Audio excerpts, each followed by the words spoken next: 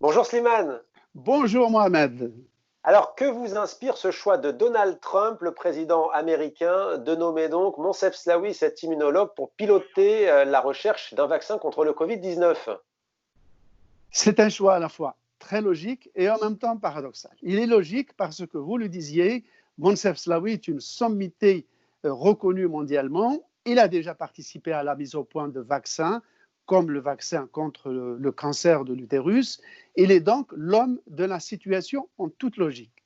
Le choix est paradoxal parce qu'il vient de la part d'un Donald Trump qui n'a pas été avare de déclarations, disons-le, islamophobes, et qui a même décrété en janvier 2017, rappelez-vous Mohamed, un Muslim ban, c'est-à-dire un décret interdisant l'entrée des États-Unis aux musulmans du monde entier. Restriction qui a été ensuite ramenée aux ressortissants de 7 pays arabes et musulmans. Mais on est toujours en Amérique parce que la puissance d'attraction de l'Amérique reste intacte. Et d'ailleurs, avant Moncef Slaoui, il y avait un Égyptien, Ahmed Zoueil, qui a obtenu le prix Nobel de chimie en 1999 et juste après, en 2001, juste après les attentats du 11 septembre, George Bush a nommé un Algérien, Elias Zerhouni, comme directeur de l'Institut national de la santé, qui est une institution prestigieuse, qui est un mélange à la fois d'Institut Pasteur et de l'INSERM français. Alors c'est un cas, semble-t-il, Slimane, qui est loin d'être isolé d'après vous.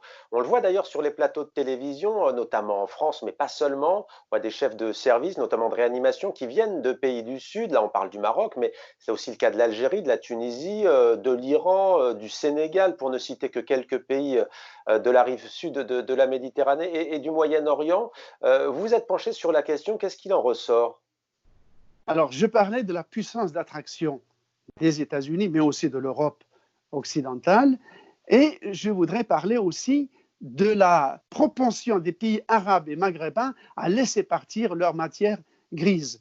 Regardez, le monde arabe, avec 400 millions d'habitants, représente à peine 4% de la population mondiale.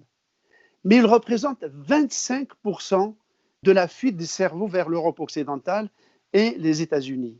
Le directeur du principal syndicat des praticiens de la santé algérien déplorait que 15 000 médecins algériens avaient déjà quitté le pays ces 20 dernières années, dont à peu près un tiers exercent dans l'Île-de-France, et que chaque année, 300 à 400 médecins algériens quittent leur pays. Pendant ce temps, l'Algérie fait venir des médecins de Cuba.